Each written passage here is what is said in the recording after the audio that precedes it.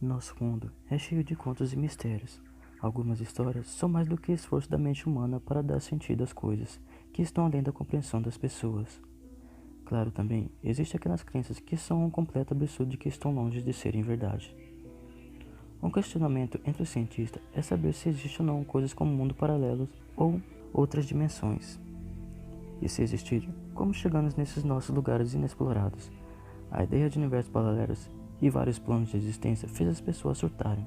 Bom, nós dos curiosos trouxemos para vocês 5 portais reais para outras dimensões.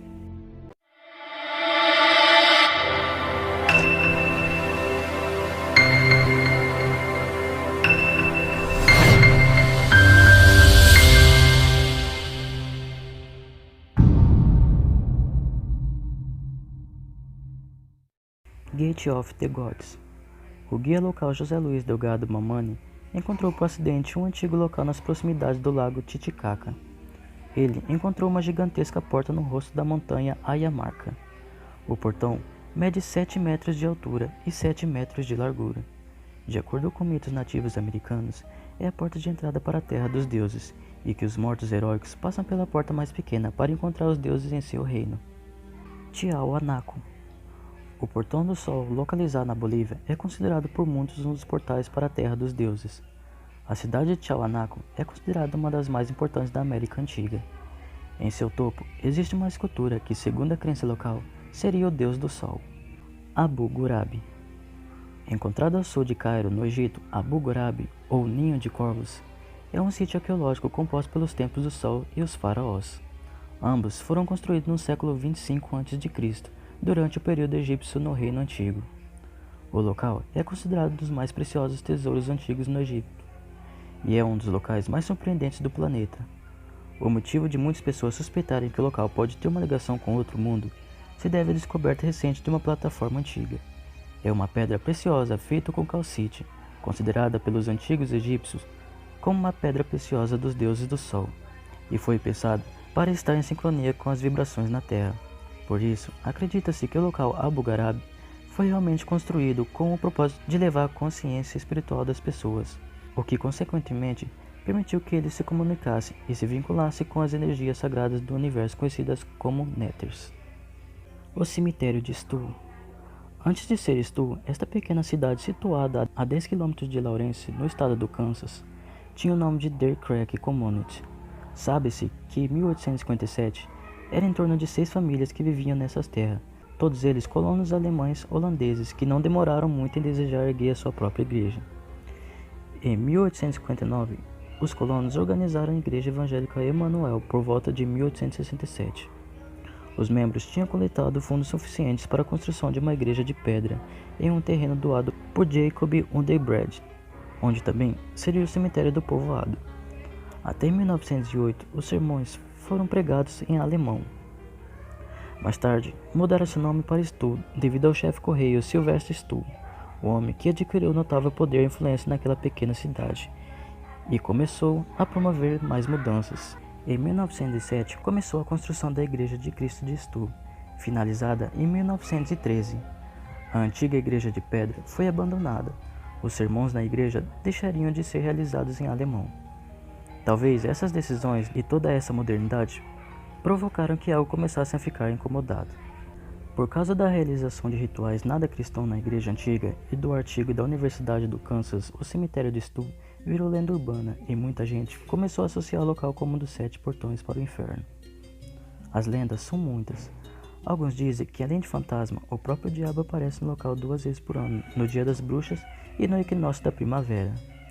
Tanto que dia 20 de março de 1978, dia do equinócio da primavera daquele ano, se concentraram em Stu mais de 150 pessoas que aguardavam que o próprio Satã aparecesse. E ele apareceu? Não.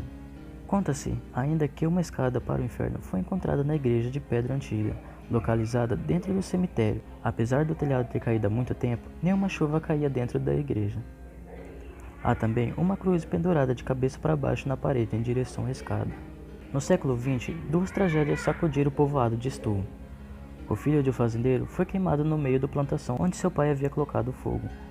O homem cometeu suicídio, tendo seu corpo encontrado pendurado em uma árvore ao lado da igreja do cemitério. Muitas pessoas também começaram a usar as ruínas da antiga igreja dentro do cemitério para rituais de satanismo e adoração ao diabo. Outra lenda que cerca Stu é uma história famosa associada ao cemitério, que tinha acontecido em 1963, quando o Papa João Paulo II estava voando ao Colorado em aparição pública. De acordo com a lenda, o Papa declarou que o chão do cemitério de Stu era tão profano que forçou seu avião privado a redirecionar o seu voo para fora do cemitério, porque até o ar acima dele estava contaminado pelo mal. O Castelo de Ouska. Ao norte da cidade de Praga, na República Tcheca, existe um antigo castelo de estilo gótico renascentista.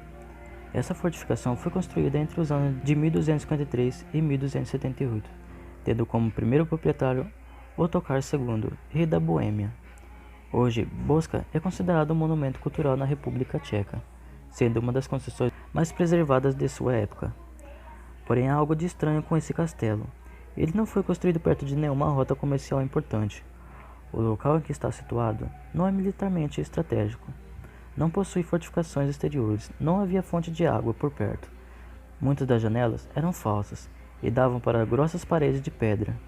E por muitos anos, ninguém residiu ao local, mesmo após a sua conclusão. A alegação era que foi construído para funções administrativas, mas segundo os moradores da região, o motivo era outro. Essa fortaleza, de fato, não foi projetada para deter a entrada de inimigos externos, mas impedir a ameaça interna saísse. Isso é notável para qualquer observador mais atento, pois as torres do castelo se encontraram voltadas para o pátio de dentro. Lendas locais falam sobre a existência de um poço supostamente sem fundo, que fazia a ligação do nosso mundo com o inferno. Durante anos, os habitantes locais foram aterrorizados com medonhos seres que subiam das profundezas do poço para atacar animais e aldeões. Seres de asas negras, alguns eram metade humana e metade animal, outros eram humanoide. O poço também era usado pelas autoridades como forma de punição para os condenados. Estes eram jogados no buraco para morrerem. No caso algum prisioneiro conseguisse voltar, estaria livre da pena. Em certa ocasião, ofereceram perdão para o homem, que concordasse em descer amarrado no poço para desvendar seu segredo. Apenas um infeliz concordou. Ele desceu amarrado pelos pés na escuridão, mas em determinada profundidade, o homem começou a gritar desesperadamente, e ao puxarem ele de volta, notaram que havia envelhecido mais de 30 anos e estava louco, morrendo 2 dias depois. Depois de algum tempo, cansados de serem atacados pelos seres demoníacos, os próprios moradores construíram o castelo para lacrar a saída deles. Uma capela foi construída exatamente acima do local onde ficava o portal. No entanto, as atividades paranormais não cessaram de todo, pois ao longo dos anos foram registrados muitos relatos de pessoas que alegavam ver criaturas bizarras nas imediações do castelo. Cães misteriosos, seres grotescos semelhantes a homens com cruzes transpassadas e etc. No entanto, no século XIX, o famoso escritor na época ficou hospedado no local e mais tarde afirmou ter visto criaturas aladas voando no pátio interior, o que associou com demônios. Durante a Segunda Guerra Mundial, os nazistas se instalaram no castelo com a intenção de realizar experimentos ocultos relacionados a portais dimensionais. A intenção deles era se aproveitar dos poderes das trevas para vencer o conflito. Anos mais tarde, durante a reforma, vários esqueletos de oficiais nazistas foram encontrados, mas a causa da morte delas permaneceu um mistério. Atualmente, Ouska é considerado um dos castelos mais assombrados do mundo. No porão, existe um local chamado Escritório do Diabo, onde se encontra uma espécie de trono lúgubre, feito de ferro com um tridente, caldeirões e chifres de animais espalhados pela parede. As assombrações que normalmente são vistas são um cavalo negro sem cabeça, um homem gigante, um bulldog e uma linda mulher vestida de branco que aparece nas janelas no último andar, sempre olhando para fora. Então, curiosos, o que vocês acham?